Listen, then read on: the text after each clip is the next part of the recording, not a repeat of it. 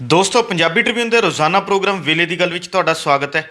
ਮੈਂ ਆਤਿਸ਼ ਗੁਪਤਾ ਤੁਹਾਡੇ ਸਾਹਮਣੇ ਹਾਜ਼ਰ ਹਾਂ ਤੇ ਅੱਜ ਅਸੀਂ ਗੱਲ ਕਰਾਂਗੇ ਚੰਨੀ ਦੀ ਧਮਕੀ। ਰਾਜਪਾਲ ਨੇ ਰਾਸ਼ਟਰਪਤੀ ਨੂੰ ਭੇਜੇ ਬਿੱਲ। ਸਾਡੇ ਨਾਲ ਇਸ ਵਿਸ਼ੇ ਤੇ ਗੱਲਬਾਤ ਕਰਨ ਲਈ ਵਿਸ਼ੇਸ਼ ਤੌਰ ਤੇ ਹਾਜ਼ਰ ਨੇ ਸਾਡੇ ਸੀਨੀਅਰ ਪੱਤਰਕਾਰ ਸ਼੍ਰੀ ਚਰਨਜੀਤ ਭੁੱਲਰ ਸਾਹਿਬ। ਭੁੱਲਰ ਸਾਹਿਬ, ਤੁਹਾਡਾ ਬਹੁਤ ਬਹੁਤ ਸਵਾਗਤ ਹੈ ਜੀ। ਮਿਹਰਬਾਨੀ ਜੀ ਤੁਹਾਡੀ। ਚਰਨਜੀਤ ਜੀ, ਜਿਵੇਂ ਜਿਵੇਂ ਪੰਜਾਬ ਦੀਆਂ ਚੋਣਾਂ ਨਜ਼ਦੀਕ ਆਉਂਦੀਆਂ ਜਾ ਰਹੀਆਂ, ਤਿਉਂ-ਤਿਉਂ ਪੰਜਾਬ ਵਿੱਚ ਨਵੇਂ ਵਿਵਾਦ ਖੜੇ ਹੋ ਰਹੇ ਨੇ ਤੇ ਪੰਜਾਬ ਸਰਕਾਰ ਵੱਲੋਂ ਕਈ ਤਰ੍ਹਾਂ ਦੇ ਐਲਾਨ ਕੀਤੇ ਜਾ ਰਹੇ ਨੇ, ਜਿਸ 'ਚ ਉਹਨਾਂ ਵੱਲੋਂ ਇੱਕ ਵੱਡਾ ਐਲਾਨ ਕੀਤਾ ਗਿਆ ਸੀ ਵੀ ਪੰਜਾਬ ਦੇ 36,000 ਕੱਚੇ ਕਾਮਿਆਂ ਨੂੰ ਪੱਕਾ ਕੀਤਾ ਜਾਵੇਗਾ, ਜਿਸ ਲਈ ਪੰਜਾਬ ਸਰਕਾਰ ਨੇ ਵਿਧਾਨ ਸਭਾ ਦੇ ਵਿੱਚ ਵੀ ਇੱਕ ਬਿੱਲ ਪਾਸ ਕੀਤਾ ਸੀ, ਜਿਸ ਨੂੰ ਹਲੇ ਰਾਜਪਾਲ ਵੱਲੋਂ ਮਨਜ਼ੂਰੀ ਨਹੀਂ ਮਿਲ ਸਕੀ ਹੈ, ਜਿਸ ਨੂੰ ਲੈ ਕੇ ਪੰਜਾਬ ਦੇ ਮੁੱਖ ਮੰਤਰੀ ਚਰਨਜੀਤ ਸਿੰਘ ਚੰਨੀ ਨੇ ਕੱਲ੍ਹ ਐਲਾਨ ਵੀ ਕੀਤਾ ਵੀ ਕਿ ਉਹ ਰਾਜ ਭਵਨ ਮੂਹਰੇ ਜਿਹੜਾ ਹੈਗਾ ਧਰਨਾ ਦੇਣਗੇ। ਅਸੀਂ ਜਾਣਨਾ ਚਾਹਾਂਗੇ ਇਹ ਪੂਰਾ ਮਾਮਲਾ ਕੀ ਹੈ, ਇਸ ਦੇ ਪਿੱਛੇ ਅਸਲ ਕਾਰਨ ਕੀ ਹੈ। ਦੇਖੋ, ਜਦੋਂ ਅਸੀਂ ਭਾਰਤ ਦੀ ਪੋਲੀਟੀਕਲ ਹਿਸਟਰੀ 'ਤੇ ਨਜ਼ਰ ਮਾਰਦੇ ਹਾਂ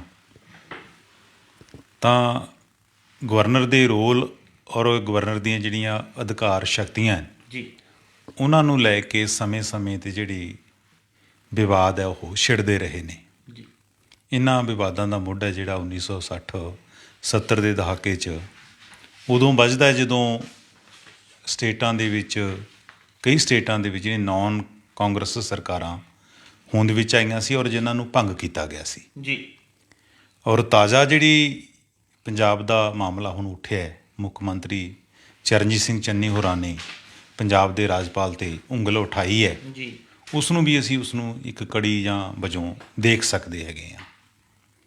ਤਾਂ ਜਿੱਥੇ ਜਿੱਥੇ ਅੱਜ ਦੇ ਹਾਲਾਤਾਂ 'ਤੇ ਨਜ਼ਰ ਮਾਰੀਏ ਤਾਂ ਅੱਜ ਜਿੱਥੇ ਜਿੱਥੇ ਜਿਹੜੀਆਂ ਭਾਜਪਾ ਦੀਆਂ ਜਿੱਥੇ ਸਰਕਾਰਾਂ ਨਹੀਂ ਸੂਬਿਆਂ ਦੇ ਵਿੱਚ, ਜੀ, ਉੱਥੋਂ ਦੇ ਜਿਹੜੇ ਗਵਰਨਰ ਹੈ ਉਹਨਾਂ ਦੇ ਰੋਲ ਨੂੰ ਲੈ ਕੇ ਜਿਹੜੀਆਂ ਖੇਤਰੀ ਪਾਰਟੀਆਂ ਜਾਂ ਜਿਹੜੀ ਨੌਨ ਭਾਜਪਾਈ ਗੌਰਮੈਂਟਸ ਹੈ ਸਟੇਟਾਂ ਦੀਆਂ, ਜੀ, ਉਹ ਉਂਗਲਾਂ ਉਠਾ ਰਹੀਆਂ ਨੇ ਜਾਂ ਸਵਾਲ ਖੜੇ ਕਰ ਰਹੀਆਂ ਨੇ। ਸਾਡੇ ਸਾਹਮਣੇ ਚਾਹੇ ਵੈਸਟ ਬੰਗਾਲ ਦੀ ਗੱਲ ਕਰ ਲਈਏ, ਚਾਹੇ ਕਰਨਾਟਕਾ ਦੀ ਕਰ ਲਈਏ, ਕੇਰਲਾ ਦੀ ਕਰ ਲਈਏ, ਗੋਆ ਦੀ ਕਰ ਲਈਏ, ਜੀ, ਤਾਂ ਆਪਾਂ ਜਿਸ ਸੰਦਰਭ 'ਚ ਅੱਜ ਗੱਲ ਕਰਨੀ ਹੈਗੀ ਹੈ ਉਹ ਹੈ ਕਿ ਪੰਜਾਬ ਦੇ ਜਿਹੜੇ 36,000 ਕੱਚੇ ਕਾਮੇ ਹੈ ਉਹਨਾਂ ਨੂੰ ਰੈਗੂਲਰ ਕਰਨ ਵਾਸਤੇ ਪੰਜਾਬ ਸਰਕਾਰ ਵੱਲੋਂ ਜਾਂ ਪਿਛਲਾ ਜਿਹੜਾ ਸੈਸ਼ਨ ਸੀ ਪੰਜਾਬ ਵਿਧਾਨ ਸਭਾ ਦਾ 10 ਔਰ 11 ਨਵੰਬਰ ਦਾ, ਜੀ, ਉਹਦੇ ਵਿੱਚ 16 ਬਿੱਲ ਹੈ ਜਿਹੜੇ ਪਾਸ ਕੀਤੇ ਗਏ ਸੀ, ਜਿਨ੍ਹਾਂ 'ਚ ਇੱਕ ਬਿੱਲ ਇਹ ਸੀ ਕਿ ਕੱਚੇ ਕਾਮਿਆਂ ਨੂੰ ਰੈਗੂਲਰ ਕੀਤਾ ਜਾਣਾ ਹੈ। ਜੀ, ਤਾਂ ਇਹ ਬਿੱਲ ਸਾਰੇ 16 ਦੇ 16 ਜਿਹੜੇ ਹੈਗੇ ਨੇ ਉਹ ਪੰਜਾਬ ਦੇ ਰਾਜਪਾਲ ਕੋਲ ਭੇਜੇ ਗਏ ਸੀ ਸਹੀ ਪਵਾਉਣ ਦੇ ਲਈ, ਪਰ ਇਹਨਾਂ 'ਚੋਂ ਬਹੁਤੇ ਸਾਰੇ ਜਿਹੜੇ ਬਿੱਲ ਹੈ ਉਹ ਅਜੇ ਪੈਂਡਿੰਗ ਪਏ ਨੇ। ਜੀ, ਤਕਰੀਬਨ ਪੌਣੇ 2 ਮਹੀਨੇ ਦਾ ਅਰਸਾ ਬੀਤ ਚੁੱਕਿਆ ਹੈ ਔਰ ਰਾਜਪਾਲ ਨੇ ਉਹਨਾਂ 'ਤੇ ਕੋਈ ਫੈਸਲਾ ਜਿਹੜਾ ਹੈਗਾ ਨਹੀਂ ਲਿਆ। ਤਾਂ ਮੁੱਖ ਮੰਤਰੀ ਚਰਨਜੀਤ ਸਿੰਘ ਚੰਨੀ ਹੋਰਾਂ ਨੇ ਪਿਛਲੇ ਦਿਨਾਂ ਦੇ ਵਿੱਚ ਮਾਨਯੋਗ ਗਵਰਨਰ ਨਾਲ ਮੁਲਾਕਾਤ ਵੀ ਕੀਤੀ ਸੀ ਜੀ, ਔਰ ਉਹਨਾਂ ਨੂੰ ਇਹ ਬੇਨਤੀ ਕੀਤੀ ਸੀ ਕਿ ਸਾਡੀਆਂ ਜਿਹੜੀਆਂ ਪੈਂਡਿੰਗ ਫਾਈਲਾਂ ਹੈ ਉਹਨਾਂ ਦਾ ਨਿਪਟਾਰਾ ਕਰ ਦਿੱਤਾ ਜਾਵੇ। ਜੀ, ਪਰ ਹੁਣ ਜਦੋਂ ਕੱਲ੍ਹ ਉਹਨਾਂ ਨੇ ਆਪਣਾ ਰਿਪੋਰਟ ਕਾਰਡ ਪੇਸ਼ ਕੀਤਾ ਮੁੱਖ ਮੰਤਰੀ ਨੇ, ਤਾਂ ਉਹਨਾਂ ਨੇ ਇੱਕ ਧਮਕੀ ਭਰੇ ਲਹਿਜੇ ਦੇ ਵਿੱਚ ਇਹ ਗੱਲ ਕਹੀ ਹੈ ਕਿ ਜਿਹੜੇ ਪੰਜਾਬ ਦੇ ਗਵਰਨਰ ਨੇ ਉਹ ਭਾਜਪਾ ਦੇ ਦਬਾਅ ਹੇਠ ਜਾਂ ਉਹਨਾਂ ਦੇ ਪ੍ਰੈਸ਼ਰ ਹੇਠ ਆ ਕੇ ਕੰਮ ਕਰ ਰਹੇ ਨੇ। ਜੀ, ਅਗਰ ਸਾਡੀਆਂ ਫਾਈਲਾਂ ਦਾ ਨਿਪਟਾਰਾ ਨਹੀਂ ਹੁੰਦਾ ਤਾਂ ਅਸੀਂ ਆਉਣ ਵਾਲੇ ਦਿਨਾਂ ਦੇ ਵਿੱਚ ਵਿਧਾਇਕਾਂ ਨੂੰ ਲੈ ਕੇ ਔਰ ਜਿਹੜੇ ਸਾਡੇ ਕੈਬਨਿਟ ਮੰਤਰੀ ਆ ਉਹਨਾਂ ਨੂੰ ਲੈ ਕੇ ਰਾਜ ਭਵਨ ਦੇ ਅੱਗੇ ਜਿਹੜਾ ਧਰਨਾ ਲਾ ਸਕਦੇ ਹਾਂ। ਜੀ, ਹੁਣ ਲਾਉਣਗੇ ਜਾਂ ਨਹੀਂ ਲਾਉਣਗੇ ਇਹ ਵੱਖਰੀ ਗੱਲ ਹੈ, ਕਿਉਂਕਿ ਕੋਡ ਆਫ ਕੰਡਕਟ ਵੀ ਲੱਗਣ ਵਾਲਾ ਹੈ ਬਿਲਕੁਲ, ਔਰ ਸਰਕਾਰ ਨੂੰ ਇਸ ਗੱਲ ਦੀ ਕਾਹਲ ਹੈ ਕਿ ਕੱਚੇ ਕਾਮਿਆਂ ਵੱਲੋਂ ਜਿਹੜੇ ਪ੍ਰੋਟੈਸਟ ਵੀ ਕੀਤੇ ਜਾ ਰਹੇ ਨੇ ਔਰ ਵਿਰੋਧੀ ਧਿਰਾਂ ਵੀ ਇਹ ਸਵਾਲ ਉਠਾ ਰਹੀਆਂ ਨੇ ਕਿ ਉਹਨਾਂ ਨੂੰ ਰੈਗੂਲਰ ਨਹੀਂ ਕੀਤਾ ਗਿਆ ਔਰ ਸਟੇਟ ਦੇ ਵਿੱਚ ਵੱਡੇ ਵੱਡੇ ਫਲੈਕਸ ਹੈ ਜਿਹੜੇ ਉਹ ਵਾਹ ਖੱਟਣ ਲਈ ਲਾ ਦਿੱਤੇ ਗਏ ਨੇ। ਜੀ, ਤਾਂ ਸਰਕਾਰ ਇਸ ਕਿਰਕਰੀ ਤੋਂ ਬਚਣ ਦੇ ਲਈ ਵੀ ਇਹ ਮੂਵ ਹੈ ਜਿਹੜੀ ਚਲਾ ਰਹੀ ਹੈਗੀ ਹੈ। ਦੇਖੋ, ਕੰਟਰੋਵਰਸੀ ਤਾਂ ਉਸ ਟਾਈਮ ਹੀ ਪੈਦਾ ਹੋ ਗਈ ਸੀ ਜਿਸ ਟਾਈਮ ਭਾਰਤ ਸਰਕਾਰ ਨੇ ਤਾਮਿਲਨਾਡੂ ਦੇ ਗਵਰਨਰ ਨੂੰ ਪੰਜਾਬ ਦਾ ਵਾਧੂ ਚਾਰਜ ਦਿੱਤਾ ਸੀ।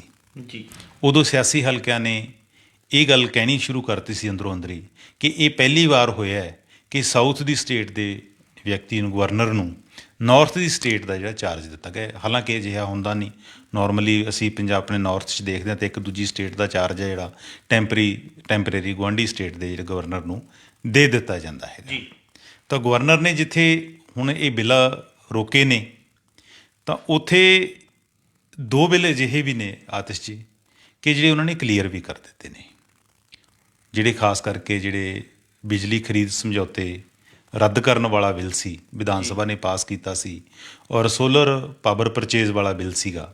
ਇਹ ਦੋਨੋਂ ਬਿੱਲ ਗਵਰਨਰ ਨੇ ਜਿਹੜਾ ਹੈਗਾ ਉਹ ਰਾਸ਼ਟਰਪਤੀ ਕੋਲ ਪਾਸ ਹੋਣ ਲਈ ਅੱਗੇ ਕੰਸੈਂਟ ਲਈ ਭੇਜੇ ਨੇ। ਜੀ ਵਿਵਾਦ ਤਾਂ ਇਸ ਗੱਲ ਤੇ ਵੀ ਉੱਠ ਰਿਹਾ ਹੈ। ਕੁਝ ਲੋਕ ਇਹ ਕਹਿ ਰਹੇ ਨੇ ਕਿ ਇਹ ਠੰਡੇ ਬਸਤੇ 'ਚ ਪਾਉਣ ਲਈ ਗਵਰਨਰ ਨੇ ਅੱਗੇ ਰਾਸ਼ਟਰਪਤੀ ਕੋਲ ਭੇਜ ਦਿੱਤੇ ਨੇ। ਜੀ ਕੁਛ ਇਸ ਨੂੰ ਸੰਵਿਧਾਨਕ ਮਜਬੂਰੀ ਵੀ ਦੱਸ ਰਹੇ ਨੇ, ਕਾਨੂੰਨੀ ਮਜਬੂਰੀ ਵੀ ਦੱਸ ਰਹੇ ਨੇ, ਕਿਉਂਕਿ ਇਹਦੇ ਵਿੱਚ ਸੈਂਟਰਲ ਇਲੈਕਟ੍ਰਿਸਿਟੀ ਐਕਟ ਹੈ ਜਿਹੜਾ 2003 ਵਾਲਾ, ਉਹ ਇਨਵੋਲਵ ਹੈ। ਇਸ ਕਰਕੇ ਉਹ ਆਖਦੇ ਨੇ ਕਿ ਕਾਨੂੰਨੀ ਨੁਕਤੇ ਤੋਂ ਇਹਨਾਂ ਨੂੰ ਰਾਸ਼ਟਰਪਤੀ ਕੋਲ ਭੇਜਿਆ ਜਾਣਾ ਜ਼ਰੂਰੀ ਸੀ। ਜੀ ਤਾਂ ਹੁਣ ਜਿਹੜਾ ਦੂਜੇ ਕੱਚੇ ਕਾਮਿਆਂ ਵਾਲਾ ਬਿੱਲ ਹੈ ਉਹਦਾ ਅਜੇ ਤੱਕ ਕੋਈ ਨਿਪਟਾਰਾ ਨਹੀਂ ਹੋਇਆ, ਜਿਹਦੇ ਕਰਕੇ ਇਹ ਵਿਵਾਦ ਛਿੜਿਆ। ਜੀ ਆਤਿਸ਼, ਦੇਖੋ ਇਸ ਨੂੰ ਅਸੀਂ ਦੋ ਨੁਕਤਿਆਂ ਤੋਂ ਇਸ ਭੂਮਿਕਾ ਨੂੰ ਰਾਜਪਾਲ ਦੀ ਨੂੰ ਦੇਖ ਸਕਦੇ ਹਾਂ। ਜੀ ਪਹਿਲਾ ਤਾਂ ਹੈਗਾ ਕਾਨੂੰਨੀ ਨੁਕਤਾ, ਦੂਸਰਾ ਹੈਗਾ ਰਾਜਸੀ ਪਹਿਲੂ ਇਹਦਾ।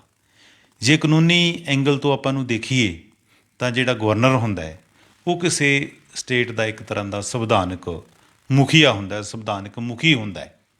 ਉਹਦੇ ਲਈ ਇਹ ਗੱਲ ਕਾਨੂੰਨੀ ਤੌਰ 'ਤੇ ਲਾਜ਼ਮ ਹੁੰਦੀ ਹੈ ਕਿ ਕੌਂਸਲ ਆਫ ਮਿਨਿਸਟਰ ਵੱਲੋਂ ਜਿਹੜਾ ਫੈਸਲਾ ਲਿਆ ਜਾਂਦਾ ਹੈ ਜਾਂ ਜਿਹੜੀ ਐਡਵਾਈਸ ਦਿੱਤੀ ਜਾਂਦੀ ਹੈ ਕਿ ਉਸ ਨੂੰ ਮੰਨਿਆ ਜਾਵੇ। ਤਾਂ ਇਹ ਇੱਕ ਤਰ੍ਹਾਂ ਦਾ ਵਿਧਾਨ ਸਭਾ ਦਾ ਫੈਸਲਾ ਸੀ, ਜਾਂ ਆਪਾਂ ਕੈਬਨਿਟ ਦਾ ਫੈਸਲਾ ਕਹਿ ਲਓ, ਪਹਿਲਾਂ ਬਿਲਕੁਲ ਇਸ ਨੂੰ ਮੰਨਿਆ ਜਾਣਾ ਚਾਹੀਦਾ ਸੀਗਾ। ਔਰ ਕਾਨੂੰਨ ਆਰਟੀਕਲ 200 ਦੇ ਵਿੱਚ ਇਹ ਵੀ ਸਪਸ਼ਟ ਕੀਤਾ ਗਿਆ ਹੈ ਕਿ ਜਦੋਂ ਕੋਈ ਵੀ ਬਿੱਲ ਪਾਸ ਹੋਣ ਤੋਂ ਬਾਅਦ ਵਿਧਾਨ ਸਭਾ ਦੇ ਵਿੱਚੋਂ ਰਾਜਪਾਲ ਦੇ ਕੋਲ ਭੇਜਿਆ ਜਾਂਦਾ ਹੈ ਤਾਂ ਉਸ ਦੇ ਜਿਹੜਾ ਗਵਰਨਰ ਹੈ ਉਸ ਨੂੰ ਰੱਦ ਨਹੀਂ ਕਰ ਸਕਦਾ। ਜੀ ਉਹ ਦੋ ਫੈਸਲੇ ਲੈ ਸਕਦਾ ਹੈ, ਜਾਂ ਤਾਂ ਉਹ ਆਪਣੀ ਟਿੱਪਣੀ ਸਮੇਤ ਵਾਪਸ ਰਾਜ ਸਰਕਾਰ ਕੋਲ ਭੇਜ ਸਕਦਾ ਹੈ, ਜਾਂ ਉਹ ਉਸ ਨੂੰ ਕੰਸੈਂਟ ਲਈ ਅਗਲੇਰੀ ਲਈ ਰਾਸ਼ਟਰਪਤੀ ਕੋਲ ਭੇਜ ਸਕਦਾ ਹੈ। ਜੀ ਹੁਣ ਜਿਹੜਾ ਇਹ ਕੱਚੇ ਕਾਮੇ ਵਾਲਾ ਬਿੱਲ ਹੈ ਜਿਹੜਾ, ਇਹ ਨਾ ਤਾਂ ਰਾਸ਼ਟਰਪਤੀ ਕੋਲ ਭੇਜਿਆ ਗਿਆ ਹੈ ਤੇ ਨਾ ਹੀ ਇਸ ਨੂੰ ਵਾਪਸ ਹੈ ਸਟੇਟ ਗਵਰਨਮੈਂਟ ਕੋਲ ਭੇਜਿਆ ਗਿਆ ਹੈ। ਜੀ ਅਗਰ ਦੁਬਾਰਾ ਭੇਜਿਆ ਵੀ ਜਾਂਦਾ ਤਾਂ ਉਹਦੇ ਵਿੱਚ ਕੀ ਆਤਿਸ਼ੀ ਹੁੰਦਾ ਇਹ ਹੈ ਕਿ ਜੇ ਅਗਰ ਸਟੇਟ ਗਵਰਨਮੈਂਟ ਦੁਬਾਰਾ ਉਸ ਨੂੰ ਪਾਸ ਕਰਕੇ ਭੇਜ ਦਿੰਦੀ ਹੈਗੀ ਹੈ ਤਾਂ ਉਹ ਫਿਰ ਕਾਨੂੰਨੀ ਤੌਰ 'ਤੇ ਲਾਜ਼ਮੀ ਹੋ ਜਾਂਦਾ ਉਹਦੇ ਲਈ ਮੰਨਿਆ ਜਾਣਾ। ਹਾਲਾਂਕਿ ਜਿਹੜੇ ਮਨੀ ਬਿੱਲ ਹੁੰਦੇ ਆ ਉਹਨਾਂ ਲਈ ਅਜਿਹੀ ਕੋਈ ਜ਼ਰੂਰਤ ਨਹੀਂ ਹੁੰਦੀ ਕਿ 14 ਦਿਨਾਂ 'ਚ ਕੰਸੈਂਟ ਨਹੀਂ ਵੀ ਮਿਲਦੀ ਸਟੇਟ ਤੋਂ, ਗਵਰਨਰ ਤੋਂ, ਤਾਂ ਉਸ ਨੂੰ ਪਾਸ ਮੰਨਿਆ ਜਾਂਦਾ ਹੈਗਾ। ਪਰ ਇਹਦੇ ਵਿੱਚ ਕੋਈ ਇਸ ਤਰ੍ਹਾਂ ਦਾ ਟਾਈਮ ਫਰੇਮ ਨਹੀਂ ਕੀਤਾ ਗਿਆ ਕਿ ਰਾਜਪਾਲ ਨੇ ਇੰਨੇ ਦਿਨਾਂ ਦੇ ਵਿੱਚ ਇੱਥੇ ਫੈਸਲਾ ਲੈਣਾ ਸੀ ਜਾਂ ਲਿਆ ਜਾਣਾ ਜ਼ਰੂਰੀ ਹੈਗਾ। ਇਸ ਤਰ੍ਹਾਂ ਦੀ ਕੋਈ ਮੱਦ ਸਾਡੇ ਸਾਹਮਣੇ ਦੇਖਣ ਦੇ ਵਿੱਚ ਨਹੀਂ ਆਈ। ਇਹੀ ਕਾਰਨ ਹੈ ਕਿ ਪੌਣੇ 2 ਮਹੀਨੇ ਹੋ ਗਏ ਨੇ ਕਿ ਉਹ ਜਿਹੜਾ ਬਿੱਲ ਹੈ ਜਾਂ ਹੋਰ ਫਾਈਲਾਂ ਨੇ ਉਹ ਰਾਜਪਾਲ ਕੋਲ ਪੈਂਡਿੰਗ ਪਈਆਂ ਨੇ। ਦੂਸਰੇ ਪਹਿਲੂ ਤੋਂ ਆਪਾਂ ਦੇਖਣਾ ਹੋਵੇ, ਸਿਆਸੀ ਪਹਿਲੂ ਤੋਂ, ਤਾਂ ਅਕਸਰ ਇਹ ਕਿਹਾ ਜਾਂਦਾ ਹੈ ਕਿ ਜਿਹੜਾ ਰਾਜਪਾਲ ਹੁੰਦਾ, ਗਵਰਨਰ ਹੁੰਦਾ ਹੈ, ਇਹ ਜਿਹੜਾ ਇੱਕ ਭਾਰਤ ਸਰਕਾਰ ਦਾ, ਚਾਹੇ ਉਹ ਉਹਦੇ ਵਿੱਚ ਕਾਂਗਰਸ ਰਾਜ ਕਰ ਰਹੀ ਹੈ, ਚਾਹੇ ਭਾਜਪਾ ਕਰ ਰਹੀ, ਚਾਹੇ ਅਦਰਸ ਕਰ ਰਹੇ ਨੇ, ਕਿ ਉਹਨਾਂ ਦੇ ਇੱਕ ਟੂਲ ਵਜੋਂ ਕੰਮ ਕਰਦਾ ਹੈਗਾ, ਸਿਆਸੀ ਟੂਲ ਵਜੋਂ। ਤੰਗੋਂ ਤਾਂ ਕਹਿ ਦਿੰਦੇ ਕਿ ਰਾਜਪਾਲ ਹੈ, ਚਰਚਾ ਚੱਲਦੀ ਹੈ ਹਮੇਸ਼ਾ ਹੀ ਕਿ ਇਹ ਰਬੜ ਸਟੈਂਪ ਹੈ, ਕਠਪੁਤਲੀ ਹੈ। ਹਾਲਾਂਕਿ ਰਾਜਪਾਲ ਦੀ ਭੂਮਿਕਾ ਬੜੀ ਵੱਡੀ ਹੁੰਦੀ ਹੈ ਕਿ ਇੱਕ ਸੂਬਾ ਸਰਕਾਰ ਔਰ ਭਾਰਤ ਸਰਕਾਰ ਦੇ ਵਿੱਚ ਇੱਕ ਕੜੀ ਵਜੋਂ ਰਾਜਪਾਲ ਨੇ ਜਿਹੜਾ ਕੰਮ ਕਰਨਾ ਹੁੰਦਾ ਹੈ। ਮੌਜੂਦਾ ਰਾਜਪਾਲ ਨੇ ਜਿੱਥੇ ਆਪਣੀ ਇੱਕ ਕਾਨੂੰਨੀ, ਜਿਸ ਤਰ੍ਹਾਂ ਸਿਆਸੀ ਹਲਕੇ ਕਹਿ ਰਹੇ ਨੇ ਕਿ ਉਹਨਾਂ ਨੇ ਜਿੱਥੇ ਆਪਣੇ ਕਾਨੂੰਨੀ ਫਰਜ਼ ਨਹੀਂ ਨਿਭਾ ਰਹੇ, ਕਿ ਉਹਨਾਂ 'ਤੇ ਕੋਈ ਸਹੀ ਨਹੀਂ ਪਾ ਰਹੇ ਜਾਂ ਫੈਸਲਾ ਨਹੀਂ ਲੈ ਪਾ ਰਹੇ, ਉੱਥੇ ਉਹ ਆਪਣਾ ਜਿਹੜਾ ਸੰਵਿਧਾਨਕ ਅਹੁਦਾ ਹੈ ਜਾਂ ਆਪਣੀ ਚੇਅਰ ਦੀ ਇੱਕ ਰਿਸਪੈਕਟ ਜਾਂ ਇੱਕ ਮਰਿਆਦਾ ਹੁੰਦੀ ਹੈ, ਉਸ ਦਾ ਵੀ ਮਾਨ ਸਨਮਾਨ ਨਹੀਂ ਕਰ ਰਹੇ, ਉਸ ਨੂੰ ਵੀ ਢਾਹ ਲਾ ਰਹੇ ਨੇ। ਇਸ ਕਿਸਮ ਦੇ ਚਰਚੇ ਹੈ ਜਿਹੜੇ ਉਹ ਕਾਨੂੰਨੀ ਹਲਕਿਆਂ ਦੇ ਵਿੱਚ ਵੀ ਔਰ ਸਿਆਸੀ ਹਲਕਿਆਂ ਦੇ ਵਿੱਚ ਵੀ ਖੜੇ ਹੋ ਰਹੇ ਨੇ। ਇਹ ਰਾਜਪਾਲ 'ਤੇ ਇੱਕ ਇਹ ਵੀ ਗੱਲ ਸਾਡੇ ਪੋਲੀਟੀਕਲ ਸਰਕਲ ਦੇ ਵਿੱਚ ਘੁੰਮ ਰਹੀ ਹੈਗੀ ਹੈ ਕਿ ਇਹ ਪਹਿਲੇ ਰਾਜਪਾਲ ਹੋਣਗੇ ਕਿ ਜਿਹੜੇ ਬਹੁਤ ਸਟੇਟ ਦੇ ਵਿੱਚ ਮੂਵ ਕਰ ਰਹੇ ਨੇ ਔਰ ਜਿਹੜੇ ਡਿਵੈਲਪਮੈਂਟ ਦੇ ਕੰਮ ਹੈ ਜਾਂ ਅਦਰਸ ਹੋਰ ਕੰਮ ਹੈ ਉਹਨਾਂ ਦੇ ਵਿੱਚ ਉਹਨਾਂ ਦੀ ਉਹਦੀ ਦੇਖ ਰੇਖ ਕਰ ਰਹੇ ਨੇ। ਤਾਂ ਨਾਰਮਲੀ ਇੱਕ ਦਾਇਰੇ ਦੇ ਵਿੱਚ ਰਹਿ ਕੇ ਰਾਜਪਾਲ ਹੈ ਜਿਹੜੀ ਆਪਣੀ ਡਿਊਟੀ ਹੈ ਜਿਹੜੀ ਉਹ ਪਰਫਾਰਮ ਕਰਦਾ ਹੈ। ਇਹ ਪਹਿਲਾ ਮੌਕਾ ਨਹੀਂ ਆਤਿਸ਼ ਕਿ ਜਦੋਂ ਇਹ ਕੰਟਰੋਵਰਸੀ ਖੜੀ ਹੋਈ ਹੈ ਪੰਜਾਬ ਦੇ ਵਿੱਚ, ਪਹਿਲਾਂ ਵੀ ਹੋਈ ਹੈ। ਜੇ ਆਪਾਂ ਇੱਕ ਸਾਲ ਸਹੀ, ਤਕਰੀਬਨ ਪਿਛਲੇ ਸਾਲ ਦੀ 2 ਜਾਂ 3 ਜਨਵਰੀ ਦਾ ਟਾਈਮ ਸੀ, ਉਸ ਟਾਈਮ ਦੇ ਜਿਹੜੇ ਰਾਜਪਾਲ ਸੀ ਪੰਜਾਬ ਦੇ VP ਸਿੰਘ ਬਦਨੌਰ, ਉਹਨਾਂ ਨੇ ਪੰਜਾਬ ਸਰਕਾਰ ਦੇ ਜਿਹੜੇ ਅਧਿਕਾਰੀਆਂ ਨੂੰ ਤਲਬ ਕੀਤਾ ਸੀ ਮਸਲਾ, ਕਿਉਂਕਿ ਖੇਤੀ ਕਾਨੂੰਨਾਂ ਦਾ ਇਸ਼ੂ ਉਦੋਂ ਚੱਲ ਰਿਹਾ ਸੀ, ਘੋਲ ਚੱਲ ਰਿਹਾ ਸੀ ਕਿਸਾਨਾਂ ਦਾ, ਅਤੇ ਟਾਵਰਾਂ ਨੂੰ ਕਾਫੀ ਨੁਕਸਾਨ ਪਹੁੰਚਾਇਆ ਗਿਆ ਸੀ। ਤਾਂ ਅਮਨ ਕਾਨੂੰਨ ਦੀ ਵਿਵਸਥਾ ਨੂੰ ਲੈ ਕੇ ਅਧਿਕਾਰੀ ਤਲਬ ਕੀਤੇ ਗਏ ਸੀ। ਤਾਂ ਉਸ ਟਾਈਮ ਵੀ ਕੈਪਟਨ ਅਮਰਿੰਦਰ ਸਿੰਘ ਹੋਰਾਂ ਨੇ ਰਾਜਪਾਲ ਨੂੰ ਸੰਬੋਧਨ ਹੋ ਕੇ ਗੱਲ ਕਹੀ ਸੀ ਕਿ ਤੁਸੀਂ ਮੇਰੇ ਅਧਿਕਾਰੀ ਤਲਬ ਨਾ ਕਰੋ, ਮੈਨੂੰ ਸੰਮਨ ਕਰੋ। ਆਪਣੀ ਸਟੇਟ ਨੂੰ ਆਪਾਂ ਛੱਡ ਵੀ ਦਈਏ ਤਾਂ ਦੂਸਰੀਆਂ ਸਟੇਟਾਂ ਦੇ ਵਿੱਚ, ਵੈਸਟ ਬੰਗਾਲ ਦੇ ਵਿੱਚ ਕੀ ਹੋ ਰਿਹਾ ਹੈਗਾ ਸਾਰਾ ਦੇਖਿਆ ਕਿ ਜਦੋਂ ਚੋਣਾਂ ਦੇ ਰਿਜ਼ਲਟ ਆਏ ਉਸ ਤੋਂ ਬਾਅਦ ਜਿਹੜੀ ਹਿੰਸਾ ਹੋਈ ਅਤੇ ਉਹ ਹਿੰਸਾ ਵਾਲੇ ਇਲਾਕਿਆਂ 'ਚ ਚਲੇ ਗਏ ਸੀ। ਹੁਣ ਕੱਲ੍ਹ ਹੀ ਮੈਂ ਪੜ੍ਹ ਰਿਹਾ ਸੀ ਕਿ ਗਵਰਨਰ ਸਾਹਿਬ ਹੁਣ ਇਹ ਕਹਿੰਦੇ ਨਜ਼ਰ ਆ ਰਹੇ ਸੀਗੇ ਕਿ ਵੈਸਟ ਬੰਗਾਲ ਦੀਆਂ 18 ਯੂਨੀਵਰਸਿਟੀਆਂ ਜਿਹੜੇ ਵਾਈਸ ਚਾਂਸਲਰ ਹੈ ਉਹ ਮੈਥੋਂ ਪੁੱਛੇ ਬਿਨਾਂ ਹੀ ਲਗਾ ਦਿੱਤੇ ਹੈਗੇ ਨੇ।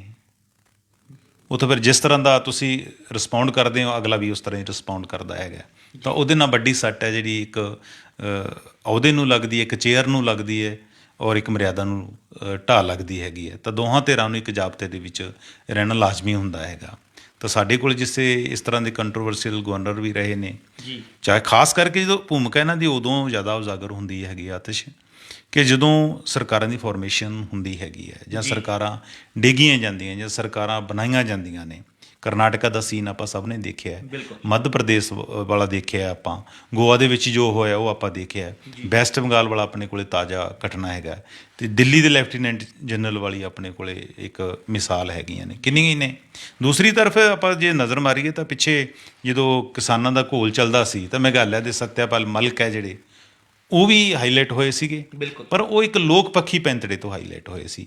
ਉਹਨਾਂ ਨੇ ਕਿਸਾਨਾਂ ਦੇ ਹੱਕ ਦੇ ਵਿੱਚ ਆਵਾਜ਼ ਉਠਾਈ ਸੀ। ਲੋਕਾਂ ਦੇ ਹੱਕ ਦੇ ਵਿੱਚ ਤੁਸੀਂ ਆਵਾਜ਼ ਉਠਾਉਣੇ ਹੋ ਤਾਂ ਕਿਸੇ ਨੂੰ ਕੋਈ ਗਿਲਾ ਨਹੀਂ ਹੁੰਦਾ।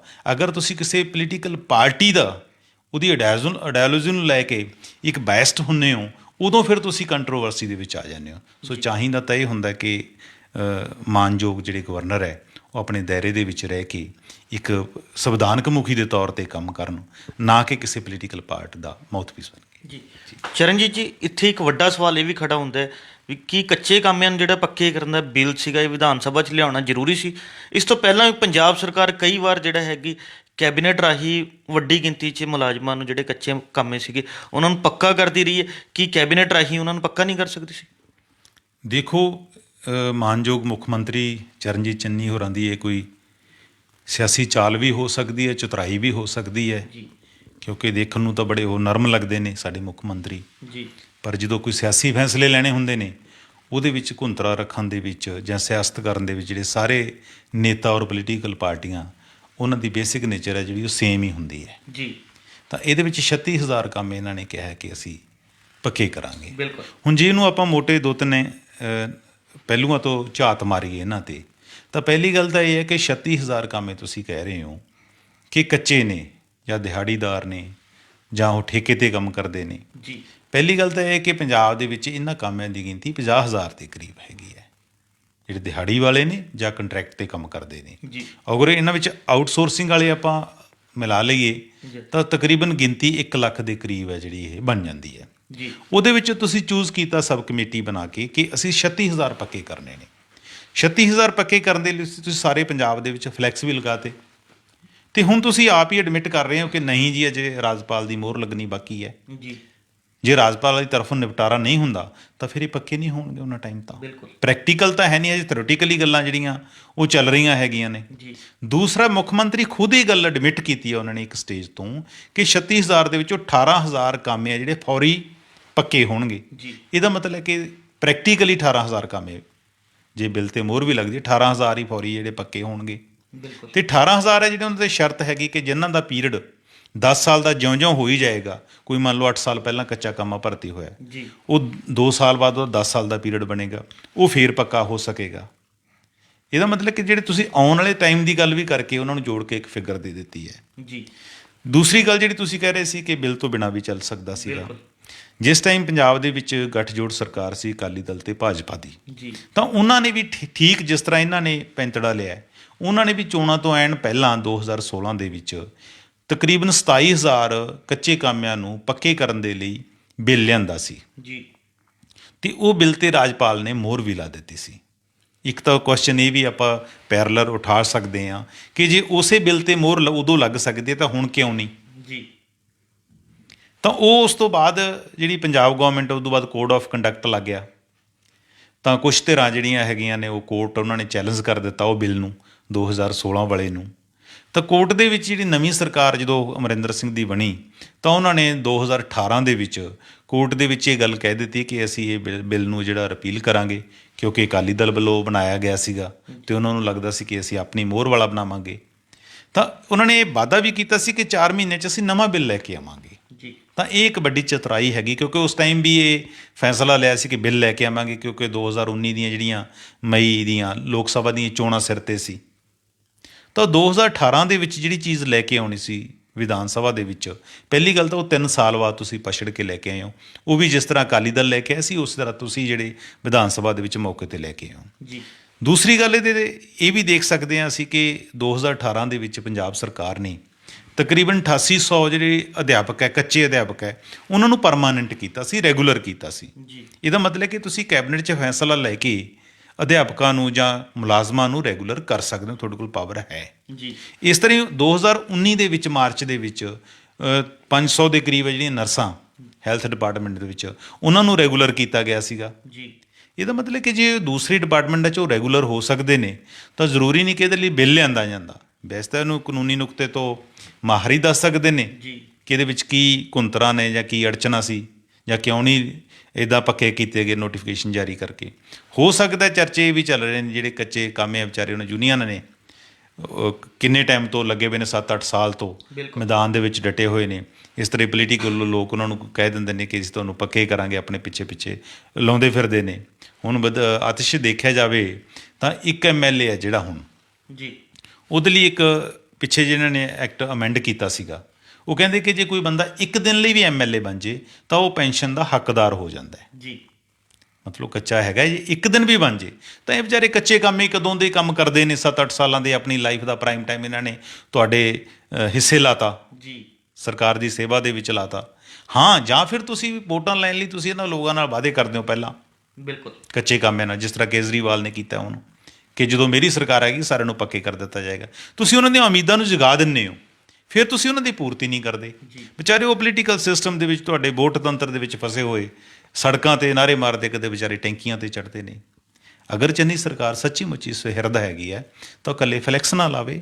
ਜੇ ਕੋਈ ਇੱਦਾਂ ਦਾ ਅੜਚਨ ਹੈਗੀ ਹੈ ਤਾਂ ਇਹਦੇ ਲਈ ਕੋਈ ਹੋਰ ਰਾਹ ਕੱਢਿਆ ਜਾ ਸਕਦਾ ਹੈ, ਜਿਸ ਤਰ੍ਹਾਂ ਤੁਸੀਂ ਵਿਧਾਇਕਾਂ ਨੂੰ ਪੈਨਸ਼ਨ ਦੇਣ ਵਾਲਾ ਕੱਢਿਆ ਹੈ। ਜੀ ਇੱਦਾਂ ਵੀ ਹੋ ਸਕਦਾ ਹੈ। ਜੀ ਚਰਨਜੀਤ ਜੀ, ਜਦੋਂ ਆਪਾਂ ਗੱਲ ਕਰ ਰਹੇ ਹਾਂ ਚੰਨੀ ਸਰਕਾਰ ਦੀ ਕਾਰਗੁਜ਼ਾਰੀ ਦੀ, ਤਾਂ ਪੰਜਾਬ ਦੇ ਮੁੱਖ ਮੰਤਰੀ ਚਰਨਜੀਤ ਸਿੰਘ ਚੰਨੀ ਵੱਲੋਂ ਲੰਘੇ ਦਿਨ ਆਪਣੀ 100 ਦਿਨਾਂ ਦੀ ਕਾਰਗੁਜ਼ਾਰੀ ਦਾ ਇੱਕ ਰਿਪੋਰਟ ਕਾਰਡ ਜਨਤਕ ਕੀਤਾ ਹੈ, ਮੀਡੀਆ ਅੱਗੇ, ਸਾਰੇ ਪੰਜਾਬ ਵਾਸੀਆਂ ਅੱਗੇ ਇੱਕ ਆਪਣਾ ਰਿਪੋਰਟ ਕਾਰਡ ਦਿੱਤਾ ਵੀ ਕਿ ਅਸੀਂ 100 ਦਿਨਾਂ 'ਚ ਆਹ ਕੁਝ ਕੀਤਾ। ਤੁਸੀਂ ਉਹਨਾਂ ਦੀ 100 ਦਿਨਾਂ ਦੀ ਇਹ ਕਾਰਗੁਜ਼ਾਰੀ ਨੂੰ ਤੁਸੀਂ ਕਿਵੇਂ ਦੇਖਦੇ ਹੋ? ਦੇਖੋ ਆਤਿਸ਼ ਜੀ, ਪਹਿਲੀ ਗੱਲ ਤਾਂ ਇਹ ਹੈਗੀ ਹੈ ਕਿ 100 ਦਿਨ ਕਿਉਂ? ਜਦੋਂ 2017 ਦੇ ਵਿੱਚ ਪੰਜਾਬ ਦੇ ਲੋਕਾਂ ਨੇ ਵੋਟਾਂ ਪਾਈਆਂ ਸੀ ਔਰ ਕਾਂਗਰਸ ਪਾਰਟੀ ਦੀ ਸਰਕਾਰ ਬਣਾਈ ਸੀ, ਉਹਨਾਂ ਨੇ ਪੂਰੇ 5 ਵਰ੍ਹਿਆਂ ਲਈ ਸਰਕਾਰ ਬਣਾਈ ਸੀ। ਉਹਨਾਂ ਨੇ 5 ਵਰ੍ਹਿਆਂ ਲਈ ਆਪਣਾ ਜਿਹੜਾ ਫਤਵਾ ਹੈ ਸਰਕਾਰ ਨੂੰ ਦਿੱਤਾ ਸੀ। ਜੀ ਤਾਂ ਉਹ 5 ਵਰ੍ਹਿਆਂ ਦਾ ਹਿਸਾਬ ਲੈਣਗੇ ਤੁਹਾਡੇ ਕੋਲੋਂ। ਬਿਲਕੁਲ ਉਹ ਜਾਣਨਾ ਚਾਹਣਗੇ ਕਿ 5 ਸਾਲ ਦੇ ਵਿੱਚ ਕਾਂਗਰਸ ਸਰਕਾਰ ਨੇ ਕੀਤਾ। ਉਹਨਾਂ ਨੇ ਇਹ ਨਹੀਂ ਦੇਖਣਾ ਕਿ ਗੱਦੀ ਤੇ ਪਹਿਲਾਂ ਕੌਣ ਸੀ ਤੇ ਹੁਣ ਕੌਣ ਹੈ। ਜੀ ਉਹਨਾਂ ਨੇ ਤਾਂ ਕਾਂਗਰਸ ਸਰਕਾਰ ਬਣਾਈ ਸੀਗੀ। ਤਾਂ ਉਹ ਇਹ ਕੁਐਸਚਨ ਕਰ ਰਹੇ ਨੇ ਪੰਜਾਬ ਦੇ ਲੋਕ ਕਿ ਤੁਸੀਂ 100 ਦਿਨ ਦਾ ਰਿਪੋਰਟ ਕਾਰਡ ਕਿਉਂ ਦੇ ਰਹੇ ਹੋ? ਬਾਕੀ ਦਿਨਾਂ ਦਾ ਜਿਹੜਾ ਹਿਸਾਬ ਕਿਤਾਬ ਹੈ ਉਹ ਕੌਣ ਦੇਗਾ? ਜੀ ਜਾਂ ਉਹ ਆਪਣਾ ਕਸੂਰ ਪੁੱਛ ਰਹੇ ਨੇ ਕਿ ਸਾਡਾ ਕੀ ਕਸੂਰ ਹੈ ਕਿ ਪਹਿਲੇ 4.5 ਸਾਲਾਂ 'ਚ ਤੁਸੀਂ ਕੀ ਕੀਤਾ? ਇਹ ਤੁਹਾਡੀ ਤਾਂ ਮਜਬੂਰੀ ਹੋ ਸਕਦੀ ਹੈ ਕਿ ਤੁਸੀਂ ਆਪਣਾ ਚੀਫ ਮਿਨਿਸਟਰ ਬਦਲਣਾ ਹੈ, ਪਰ ਅਸੀਂ ਤਾਂ ਸਰਕਾਰ ਤੋਂ ਇੱਕ ਤਰ੍ਹਾਂ ਦਾ ਆਸ ਲਾਈ ਬੈਠੇ ਸੀ, ਬਿਲਕੁਲ ਤਾਂ ਅਸੀਂ ਆਪਣੀਆਂ ਵੋਟਾਂ ਦਿੱਤੀਆਂ ਸੀ। ਪਹਿਲਾਂ ਤਾਂ ਇਹ ਗੱਲ ਹੈਗੀ ਹੈ। ਦੂਸਰਾ ਇਹ ਕਿ ਤੁਸੀਂ ਆਪਣੇ ਜਿਹੜੇ ਵਾਅਦੇ ਹੈ 100 ਦਿਨ ਦਾ ਵੀ ਆਪਾਂ ਚਲੋ ਇਹਨੂੰ ਸੱਚ ਮੰਨ ਲਓ, ਜੀ ਕਿਉਂਕਿ ਮੁੱਖ ਮੰਤਰੀ ਕਹਿੰਦੇ ਕਿ ਮੈਂ ਤਾਂ ਹੁਣ ਚਾਰਜ ਸੰਭਾਲਿਆ ਹੈਗਾ, ਤਾਂ ਉਹਨਾਂ ਨੇ ਫਲੈਕਸ ਹੈ ਜਿਹੜੇ ਪਹਿਲਾਂ ਲਗਾ ਦਿੱਤੇ ਸਾਰੇ ਪੰਜਾਬ ਦੇ ਵਿੱਚ।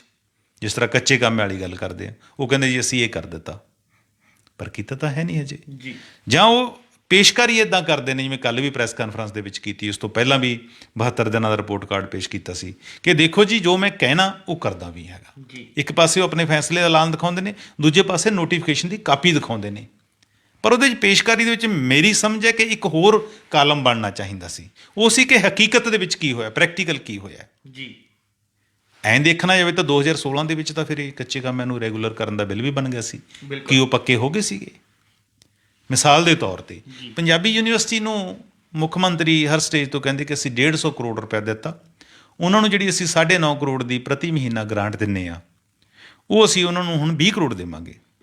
ਮੇਰੀ ਅੱਜ ਹੀ ਉੱਥੇ ਗੱਲ ਹੋਈ ਹੈ, ਇੱਕ ਧੇਲਾ ਵੀ ਹਜੇ ਪੰਜਾਬੀ ਯੂਨੀਵਰਸਿਟੀ ਨੂੰ ਨਹੀਂ ਮਿਲਿਆ। ਜੀ ਤੁਸੀਂ ਦੱਸੋ, ਇੱਕ ਕਾਲਮ ਬਣੇ ਕਿ ਪੰਜਾਬੀ ਯੂਨੀਵਰਸਿਟੀ ਨੂੰ ਅਸੀਂ 150 ਕਰੋੜ ਦੇਣਾ, ਹੁਣ ਤੱਕ ਕਿੰਨੇ ਪੈਸੇ ਦਿੱਤੇ?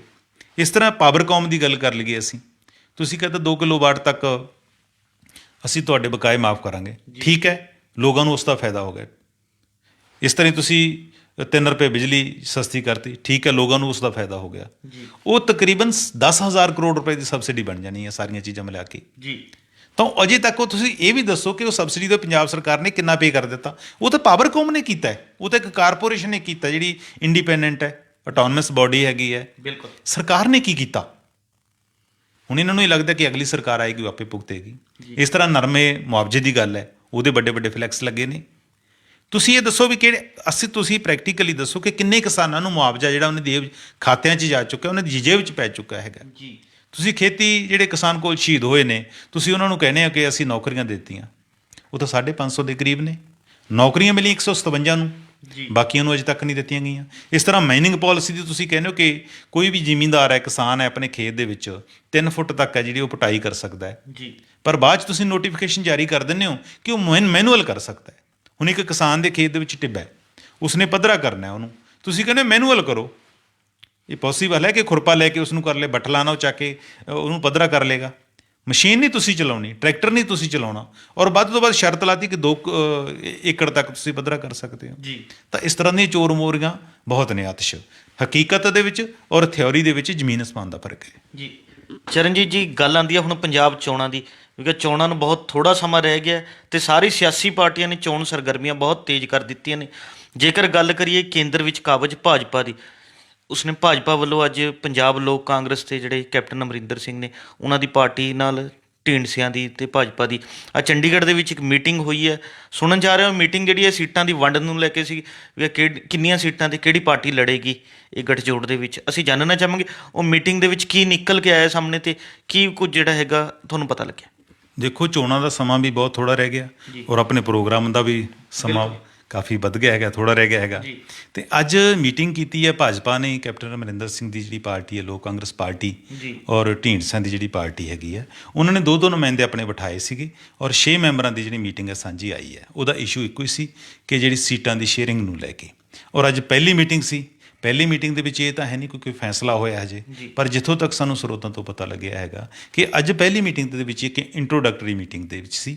ਇਹਦੇ ਵਿੱਚ ਇੱਕ ਦੂਸਰੇ ਦੇ ਜਿਹੜੀ ਉਹ ਨਬਜ਼ ਟੋਣਗੇ, ਜਿਸ ਤਰ੍ਹਾਂ ਭਾਜਪਾ ਵਾਲੇ ਇੰਨਾ ਕੁ ਜਾਣਨ ਦੀ ਕੋਸ਼ਿਸ਼ ਕਰਨਗੇ ਕਿ ਕੈਪਟਨ ਅਮਰਿੰਦਰ ਸਿੰਘ ਦਾ ਧੜਾ ਹੈ ਜਿਹੜੀ ਉਹ ਕਿੰਨੀਆਂ ਕੁ ਸੀਟਾਂ ਚਾਹੁੰਦਾ ਪੰਜਾਬ ਦੇ ਵਿੱਚ, ਢੀਂਡਸਾ ਸਾਹਿਬ ਕਿੰਨੀਆਂ ਕੁ ਸੀਟਾਂ ਚਾਹੁੰਦੇ ਨੇ ਔਰ ਕਿਹੜੀਆਂ ਸੀਟਾਂ ਚਾਹੁੰਦੇ ਨੇ, ਕਿਹੜੀ ਪਾਕਟ ਦੇ ਵਿੱਚ ਚਾਹੁੰਦੇ ਨੇ। ਇਸ ਕਰਕੇ ਇਹਦੇ ਬਾਰੇ ਕੋਈ ਹਜੇ ਅੰਤਮ ਫੈਸਲਾ ਤਾਂ ਨਹੀਂ ਹੋਇਆ, ਪਰ ਇਹ ਹੈ ਵੀ ਰਸਮੀ ਮੀਟਿੰਗ ਹੈ ਜਿਹੜੀ ਇਸ ਧਿਰ ਦੀ ਅੱਜ ਸ਼ੁਰੂ ਹੋ ਗਈ। ਦੂਸਰੀ ਤਰਫ 5 ਤਰੀਕ ਨੂੰ ਜਿਹੜੀ ਹੈਗੀ ਹੈ ਪ੍ਰਧਾਨ ਮੰਤਰੀ ਦੀ ਰੈਲੀ ਵੀ ਹੋ ਰਹੀ ਹੈ ਔਰ ਉਹਦੇ ਸ਼੍ਰੋਮਣੀ ਅਕਾਲੀ ਦਲ ਨੇ ਆਪਣਾ ਪੰਥਕ ਇਕੱਠ ਸੱਦਿਆ ਹੋਇਆ ਹੈ ਔਰ ਜਿਹੜੇ ਨਵਜੋਤ ਸਿੰਘ ਸਿੱਧੂ ਫਗਵਾੜੇ ਦੇ ਵਿੱਚ ਅੱਜ ਆਪਣਾ ਪ੍ਰਚਾਰ ਕਰ ਰਹੇ ਸੀ, ਆਪ ਵਾਲੇ ਭਗਵੰਤ ਮਾਨ ਹੋਰੀ ਮੋਗੇ ਜ਼ਿਲ੍ਹੇ ਦੇ ਵਿੱਚ ਗਏ ਵੀ ਸੀ। ਸਾਰੀਆਂ ਧਿਰਾਂ ਹੁਣ ਜਿਹੜੀਆਂ ਮੈਦਾਨ ਦੇ ਵਿੱਚ ਡਟੀਆਂ ਹੋਈਆਂ ਇਹਨਾਂ ਦੇ ਦਿਨਾਂ ਦੇ ਵਿੱਚ।